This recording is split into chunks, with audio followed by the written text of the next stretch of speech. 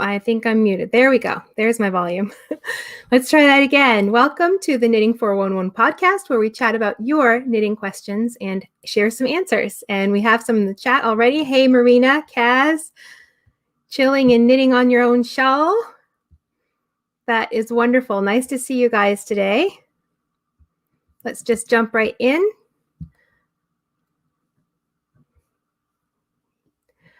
As always, we have some knitting resources for you, some short videos for those who are just looking for some quick tutorials for cast-ons and bind-offs and lots of things in between.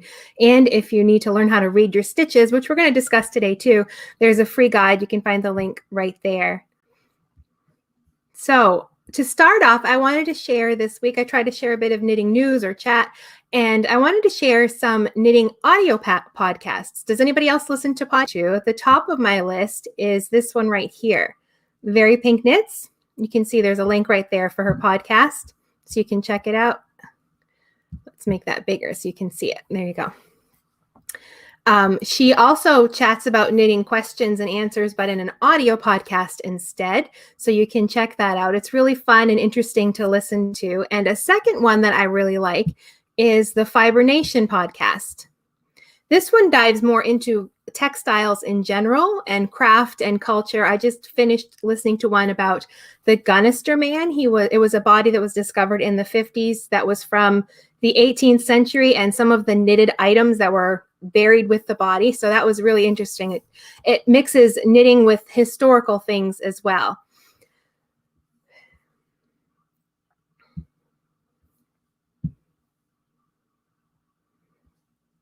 Just checking the chat.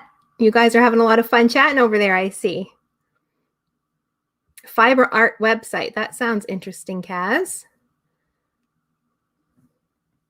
Do you have a link for that? Can you pop the link in and share it with us?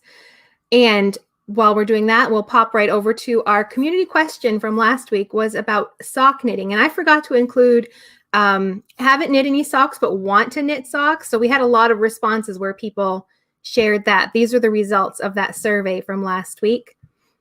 A lot of people have never knit socks, but then in the comments, they told me they wanted to. And then there's some who have knit a few pairs, and even Raquel, she's knit more than 70 pairs. That is a lot of sock knitting.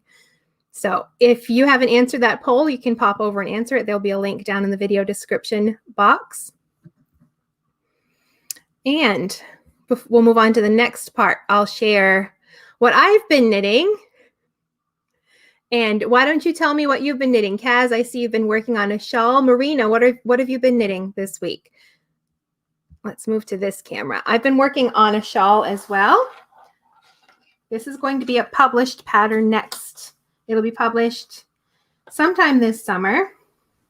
It's worked from tip to tip. It started, let's see if I can get it on here, started over here at this side, and it's worked sideways. There's the neck edge up here and a lace edging that runs along the body.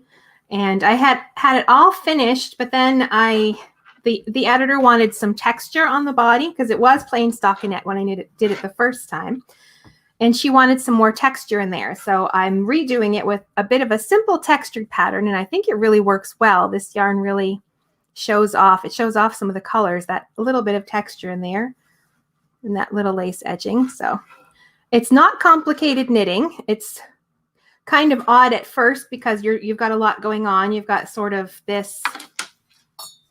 neck edge up here, which is just simple garter stitch.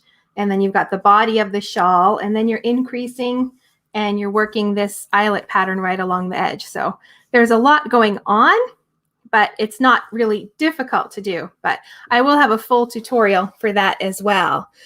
Oh, Marina, you are working on, let me see if I can get up there. Wait, there we go. Working a V-neck vest. That sounds fun.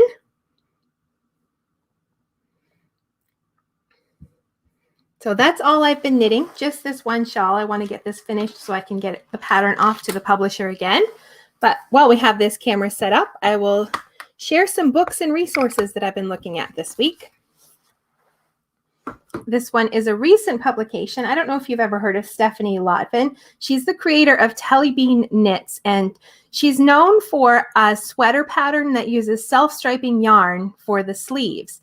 So she developed a whole bunch of patterns that uses self-striping yarn. So small things. Here's a look at the table of contents. I don't know if it can be read from this distance, but she's got mittens, hats, cowls, shawls, and then sweaters and cardigans. So there's a big variety of things in here, like those mitts from the cover. Let's take a look at a few things.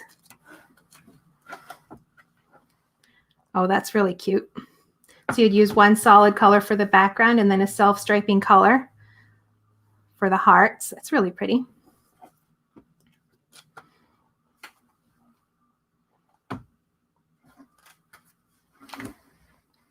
Here's a fun hat. Lots of shawls. So if you like self-striping yarn, might be worth it to look for this pattern. Oh, there's a, let's see if I can find, there we go. This is an example of one of those sweaters that she designed where it's a plain one color body and then the sleeves use self-striping yarn that you would usually use for socks, but in this case, it's sleeves and it's really very cute. So that's a really fun book. And another one that just came in the mail was this one. My daughter ordered this for me. Oh, it is in Japanese and it's knitting for these special dolls. They're called Nendoroids. This is one right here of hers.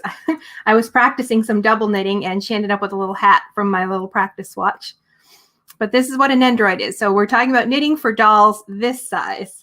So thankfully my daughter speaks a little bit of Japanese, so she's able to translate the things in here. But here you can take a peek at some of the items that are included. These are tiny, tiny, tiny doll clothes. There's sweaters and capes and hats and scarves. Lots of cute things. Now there is some English in the book, but it's mostly in Japanese. But what's interesting about Japanese knitting pattern books is that they have these sections where they walk you through some of the basic steps. So there's pictures, so you can sort of figure out what's going on. But then most of the patterns, instead of like written instructions, everything is charted out.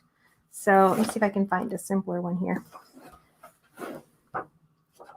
So like this vest, it has all of your measurements and your numbers and everything all in a chart. Like there's a few instructions up here, but almost everything they just put with the chart. So you just have to use that as your reference while you're knitting, which I think is really interesting. And it makes it simple. There's not like pages and pages of information. You just have this with all of your basic information. But it does take some practice and experience to work just from a chart. And of course, this is all in Japanese. So my daughter is going to have to translate for me when she finds something that she wants me to knit for her. So that's what has been happening here. Let me see. There I am. So that's it for what's been happening. And let me see, what are you guys chatting about over here? Marina, you're going to make a sweater, but you don't know how to connect the sleeves. That's a big topic. So most of the patterns will tell you exactly how, well, they'll at least tell you to seam them together, but it depends on the type of sleeve. You'll have to research seaming. That'll be a big video topic to cover.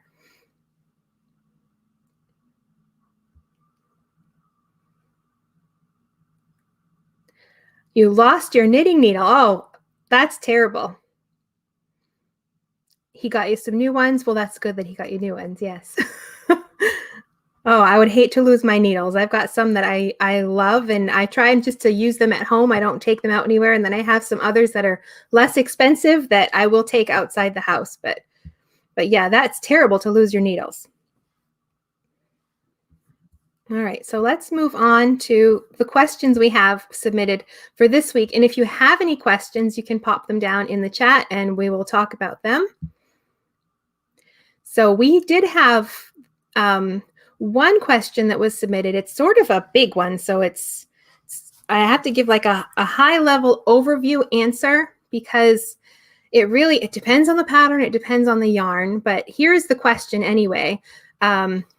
She has sock fingering yarn, but the pattern uses a sport weight yarn. So that is a big difference right there. So she wants to know how she can use a different weight of yarn for the same pattern. So I'm going to cover some, like a way you can try this. I'm not going to say it's foolproof because it's not, but if you're feeling adventurous and you want to give it a try, I'm assuming this is mostly for sweaters and garments. Smaller things, you can sort of get away with this sometimes. But this method will work with any type of garment, but I'm going to assume it's for a sweater.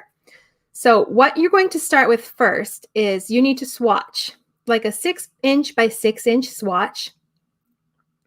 You're not going to swatch for gauge because if you're using a different weight of yarn, if you try to use the same needles and get the same gauge, the fabric is going to be very different. So if it's a sock, if you have a sock fingering, okay, and she's using a sport, oh, but the pattern uses a sport. But if she uses the same size needles, she's going to have lots of holes in that fabric because the fingering weight yarn is a lot finer than the sport weight. Or if she went the other way, and it was a sock weight pattern and she was trying to use a sport weight yarn, so she was knitting on smaller needles, she'd end up with fabric that's really dense and tight. So what you're going to swatch for here is instead you're going to swatch for the fabric that you want. You're not going to worry about trying to get the gauge of the pattern at this point, especially if you're using a different yarn, because your fabric will be so different if you try to use the same needles and get the same gauge. So instead, you pick out the needle size you think you'll like and you swatch. And if you don't like that, then you rip out and you try with a different needle size until it's a fabric that you like, where there's enough drape, there's no big holes that you can see through your garment if you don't want that, until you get that fabric you want. And then before you do anything to it, you're going to take some measurements. We're going to have to do a whole video just on measuring, I think. But you want to measure the swatch to figure out the pre-block stitch gauge, because that can change depending on the yarn. It can change gauge after you wash it. So you're going to take some measurements, the width of the swatch to get the stitches to 4 inches to 1 inch, whatever. Just get an idea of how the stitches measure up per inch, per 4 inches. That's an arbitrary number. It really doesn't matter. I measure the whole width of my swatch minus the very edge stitches to get a good idea of the stitch gauge. And then I can round it. I can divide it by the number of inches that it was to get the stitches per inch. And you'll do the same for the row gauge as well. And then you're going to check your yarn label and you're going to wash the swatch according to the yarn label and however you plan to care for the final project. That's all blocking is. You're not going to try to stretch it with pins and needles and wires unless the final garment is going to be that way. All you're going to do is wash it and dry it just like you plan to do with the final garment. And then when it's dry, you're going to repeat those measurements. So the final goal here is to find out your stitch gauge to the inch, but you're not going to measure just 1 inch because that will not give you your correct gauge. You need to measure as wide a place in the swatch as you can. And then however many inches, if you measure like 6 inches across, then you'll take the stitches from that 6 inches and divide it by 6, and that will give you stitches for your 1 inch. I usually, after I've washed and blocked the swatch, I'll measure it right across the center minus those few edge stitches. But then I'll also do like a measurement at the top of the swatch, at the bottom of the swatch, and then I figure out the average. So I get a really good idea of the stitch gauge. Then I divide that until I have the stitch gauge by 1 inch. And then you're going to look at the pattern. And I want you to forget about the sizes listed there. You're going to decide the final circumference for the widest part of the garment. For a sweater, that's usually the bust. You could do the same thing for other garments, but we'll stick with sweaters for now. What you're going to do is decide how you want your sweater to fit. If you're measuring across the bust and you want some positive ease, you're going to include that. Use a tape measure, pull that out, figure out exactly the width that you want at that widest point, and you're going to multiply. You're going to find that measurement down to the inch. Say it's 35 inches. That's the final measurement you want for the bust. You're going to multiply your stitch gauge by that number. And that gives you your main stitch count. And then what you're going to do, you're going to take this number, I want you to write it down, and you're going to go look at that pattern And this is easiest to do on a pattern that doesn't have any shaping, because if it's worked from the bottom up, then you sort of just cast on the full amount of stitches and knit up. But if there's shaping involved, you're going to go look for the part of the pattern that has that widest circumference, usually the bust, and look at the stitch counts. Don't look at the sizes, just look at the stitch counts and look for the one that's closest to your final stitch count, no matter what the size is. And you're going to circle that in the pattern, and that is the set of instructions. You're going to follow the instructions for that size, no matter what the size is. You're looking for one that has the same stitch count that you want to have ultimately at that widest point at the bust. So you're going to look through those and find the closest one to your number, and that's the size that you will knit. Your garment won't be the same size. You're just using that stitch count number, so you don't have to change the whole pattern. Because if you're using a different yarn and your stitch gauge is different, then without rewriting the whole pattern, this is really the only way that you can sort of substitute. So if you have a different weight of yarn, or this works as well if you have a different gauge, it's the same yarn maybe, but you just prefer a different type of fabric, you can use the same process for that. I know it sounds confusing, but if you try it, I've done it before, and it worked really well. And of course, usually the row gauge, it goes by the measurements. For most sweaters, it'll tell you knit for 20 inches or 5 inches or whatever. So you'll use your own row gauge to determine how many inches that should be. But for the circumference, this is a good starting place if you're using different yarn. So that takes care of that first question. I'll pop over and see if, okay, Marina has a question. How do I make seamless socks? Do I use double pointed needles or really short circular needles? You can use any method at all. You just work them in the round. Last week we talked about the different ways to work small circumferences in the round. There's 5 different ways. All of them will make seamless socks.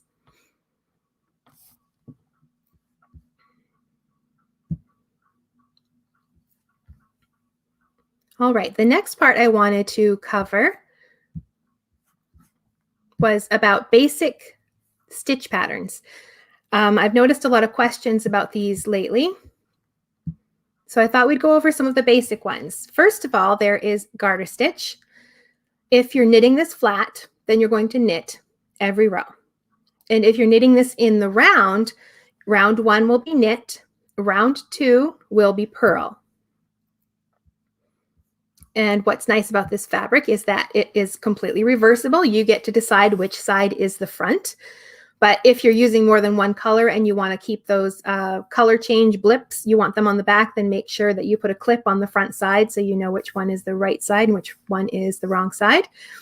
And you can see it has ridges, and it's going to lay flat. It doesn't curl. And I put a pink line on one ridge, and this is how you would count. If you were counting the rows in garter stitch, then you would count each of these ridges, and each of these ridges would actually be 2 rows of knitting. So if something tells you to knit for 20 rows, then you would have 10 garter ridges, or it might even tell you if it's in garter stitch too, that you would have 10 garter ridges.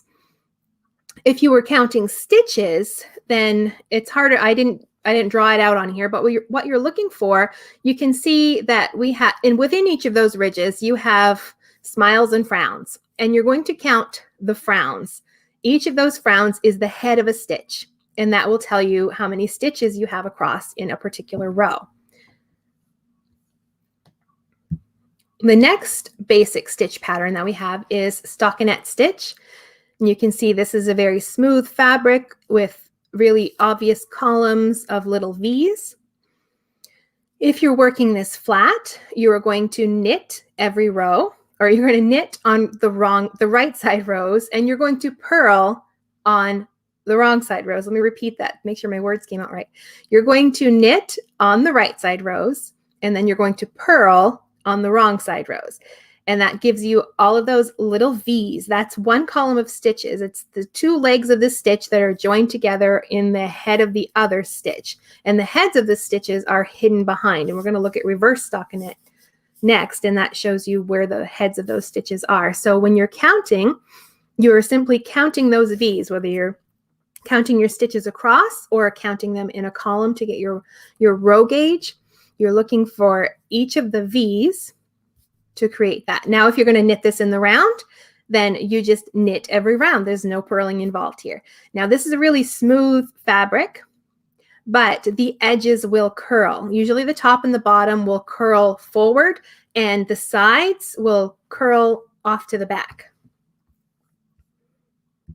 And this is what the back of that stockinette looks like, reverse stockinette. This is where all of those heads of the stitches are hiding. Now, if you wanted this as your front facing fabric, then you would purl on your right side rows and you would knit on the wrong side rows. But if you're going to do this in the round, then you would purl every round. And sometimes you'll see if a pattern is actually done in reverse stockinette stitch, they might actually knit it inside out so they can knit every round and then turn it so the reverse stockinette side is facing. So this is the bumpy side of our stockinette stitch fabric because all of the heads of the purl stitches are here. And just like stockinette, the edges are going to curl. And this one is sometimes mistaken for garter stitch, but we're going to look at them side by side in a second. But if you're going to count the stitches in reverse stockinette stitch, I would probably just flip it over and count the V's because I find that easier. But you can count. You're going to look for those smiles and frowns again, and each of the frowns is the head of a stitch. So you'll just count those frowns to count your rows or your stitches. So here they are side by side. And you can better see the difference when you see them side by side. I think garter has definite ridges. You can see they're more pronounced, the lines in between each of those ridges, where you don't get those lines in between the reverse stockinette. So if you're ever confused about the two, then you just have to really look at the fabric. There's pronounced ridges in garter stitch because you're knitting every row, and that creates that little bump in between, where reverse stockinette, you're doing combinations of knit on a row, purl on a row. So you're not getting those, you're still getting bumps, but you're not getting the ridges that you would get from reversing the two fabrics. And then two more basic fabrics that every knitter should know are some basic ribs. Like in this swatch here along the bottom, you can see it's knit one, purl one rib. So to do this, you would just do knit one, purl one across, and it can be if it's an even number, you'll end with a purl. If it's an odd number, you'll end with a knit one at the other end. But once you've done that for your first row or your round, every round or row after that, you're just going to knit them as they present. So if it looks like a knit stitch, you're going to knit it. If it looks like a purl stitch, you're going to purl it. So this is where you start to understand the structure of knitted fabric and how knit stitches look different from purl stitches. And this one is reversible. It's very elastic. That's why it's used for hems and cuffs and things, and it does not curl.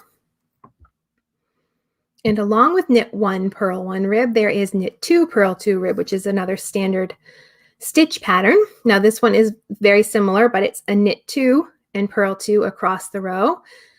So you're looking for a multiple of 4, but if you want to balance the stitch pattern and have knit stitches at both ends, then you would probably add 2 stitches. So when you see that multiple of 4 plus 2, that's what they're referring to. They're adding a few stitches to balance each side of the pattern. And then like knit one, purl one, once you've established the pattern on that first row or round, then you will just knit the knits and purl the purls as they present. So if you see those words in a pattern, that's all it means. You're just knitting the stitches as they present, or you're knitting the knits and purling the purls. There's any combination of instructions that use that. And this one is also reversible, elastic, and does not curl.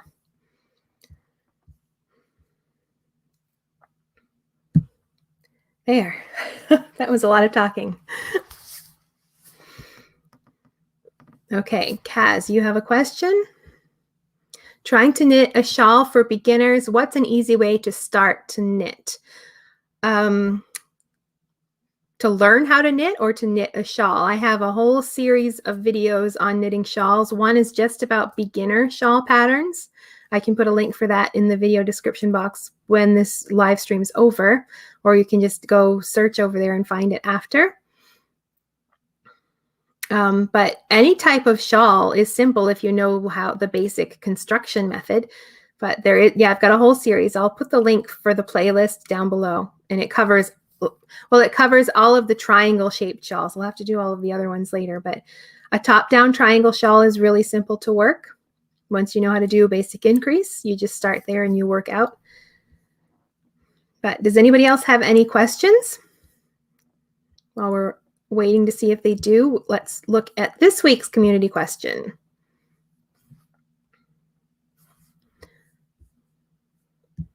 There we go.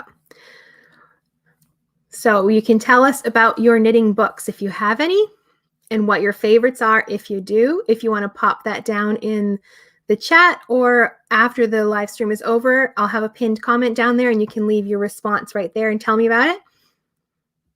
Or if you go over to, I think I have this linked as well. If you want to go right over to the community tab and answer the poll and fill it in there, then you can do that as well. And then next week we'll share the results for the poll. We already have some responses there, you can see.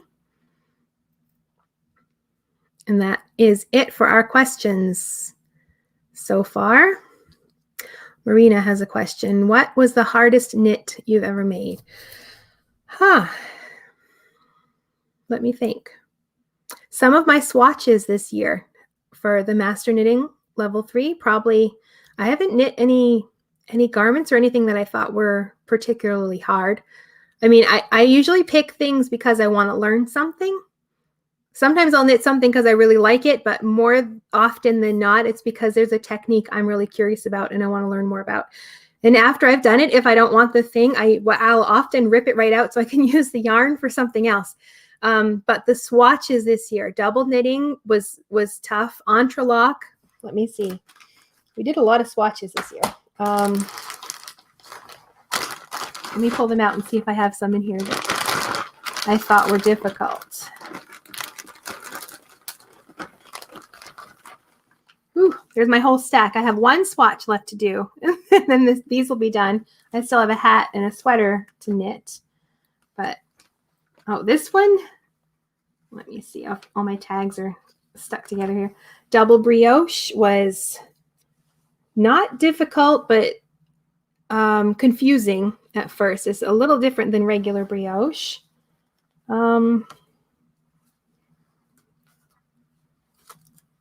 I think probably the double knitting, while it wasn't super difficult, getting it, the techniques and because you really, I'm trying to improve the actual knitting of the thing, and that was hard, keeping an even stitches.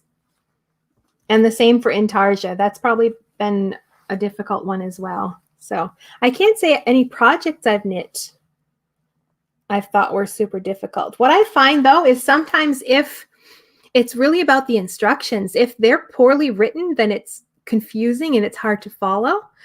But a well-written pattern, even if it's very brief and doesn't have like, I tackled one on purpose that was one where it's like two fronts of a cardigan, and it will say, it'll give you all the instructions for like the left front panel, and then it will tell you reverse the shaping and do the other side. And I did that on purpose because I wanted to see if I could do that. And even though it was very brief, it was a really short pattern.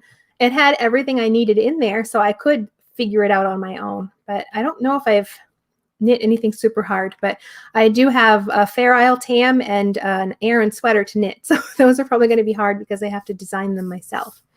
But are there any more questions? Let's scroll through here and see if I've missed any. Does not look like it. So let's pop over to our last page. So if you're catching the replay of this live stream, go ahead and leave your questions and we'll answer them in an upcoming video. And thank you for hanging out with me again today. It was so nice to chat with you, Kaz and Marina, and whoever else is with us. Thank you for being here. And if you're catching the replay, I'll put a playlist right here as well. And you can watch past episodes and go enjoy your knitting, and we'll see you in 2 weeks.